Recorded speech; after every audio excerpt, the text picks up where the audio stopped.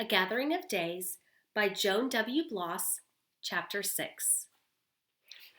Friday, January 7th, 1831.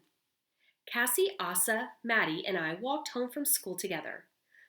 He loudly lamented the great injustice that he must struggle with arithmetic, while Cassie and I, indeed all we girls, are excused by reason for our sex from all but the simplest ciphering and the first four rules. We hoping to go sledding after. But Mr. Shipman had need of Asa, and too soon it was dark. Monday, January 10th, 1831. Last week the teacher from the paper. Today he set no text. Instead, to improve our penmanship, he bade us each to practice upon lines of our own choosing. The idle fool is whipped at school, was Asa's occasioning laughter. Cassie undertook as hers. Sudden and violent passions are seldom durable. I chose, better is a neighbor that is near than a brother far off. Proverbs 26:10. Although I chose it to honor Cassie, all the while I worked at it, my mind was with the phantom. Indeed, it seemed a part of me traveled with him, across white fields, and toward what destination? No, I must stay. I imagined, I cried, but was answered only by the soughing wind. Thursday, January 13th, 1831. Heavy snow these past 3 days. We are much confined to the house. Today there is so much wind and drifting, we scarce can see the barn. Only the tops of the fence posts show, each one domed with caps of snow, funny and misshapen. Until the road is broken out, for which we must wait till the storm is spent, school will not reopen. Therefore, there is always work to do, yet it is of a different sort. 'Tis half a holiday. Today I turned a shirt for father and instructed Maddie in how to turn a heel. I have shown her this before, but she did not remember. Father, for his part, brought in some wood, nicely seasoned and matched as to grain, with some pieces partially carved.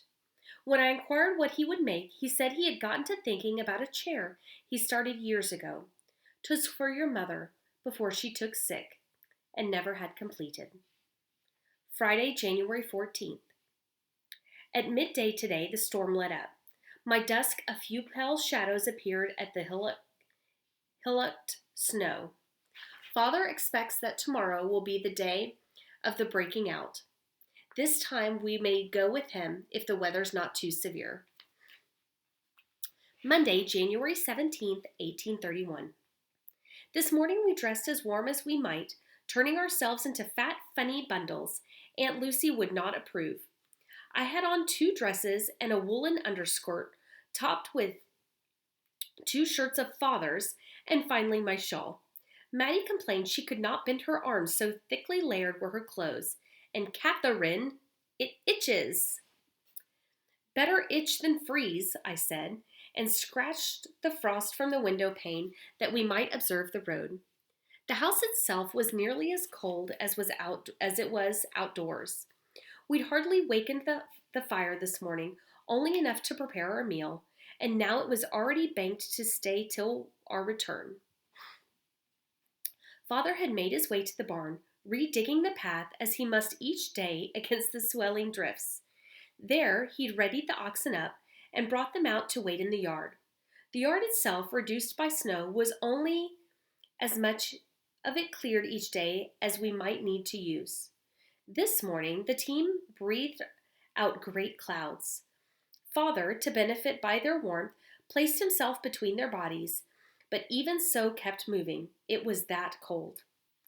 Because it hovered over them, we saw the breath of approaching teams before the teams or drivers. Then at last they hove in sight. The men deployed on either side cast up shovelful as they walked, tossing up snow to cap and drifts, whereby the spray and drift of snow was nearly continual. Behind them sparkled the marble white road, no one's smirk upon it yet.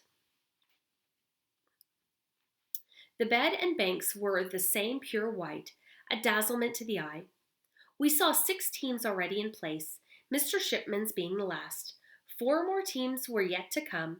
With us behind Mr. Shipman's, there'd be 11 teams, 22 oxen, more than that in men. We thought we might be to Holderness first, but were chagrined on reaching the bridge that others were there before us. Good-naturedly, they teased and joked. Been sleeping, sugaring, or shoveling? And what was the answer?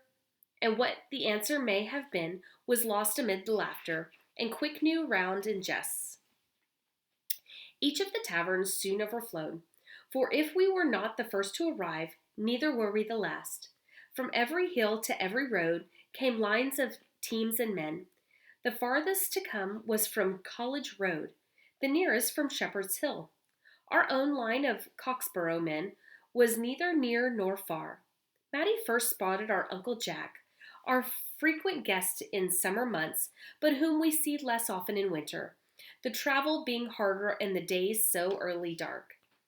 Uncle Jack calls the breaking out the closest a New Hampshire winter gets to the 4th of July. Once this day I feared Mattie was lost, but there she came soon enough, led by a cheerful, if tipsy stranger, saying cheerfully to me, "Here's your little one, ma'am." We stayed till it was long afternoon. Then the way home, lying mostly uphill, we had leisurely journey of it, taking our pleasure in the newly cleared road and telling each other the news we'd gleaned during our hours in town. It was nearly dusk when we reached the house, and very cold within. Father brought the fire to life, then went out with his axe, hacked off some of our frozen soup, that we might start it heating while he attended to chores. A knock at the door told of guests unexpected. It was no other than Teacher Holt, who'd stayed behind with this and that, and now was caught in the oncoming dark and still far from his lodgings. Back went Father with his axe, and soon returned to fill the pot, which was quickly bubbling. As pleasant vapors filled the room, I deemed myself amply rewarded for the slow preparation of all those weeks ago. To the soup we joined bread and cider, also nuts and apples. To offset the plainness of the food, when we had a visitor, I set out the pewterware and not the wooden bowls. Teacher Holt talks with Father now, and will stay the night. We have no proper chamber for guests, but he assures us he'll sleep well downstairs by the fire.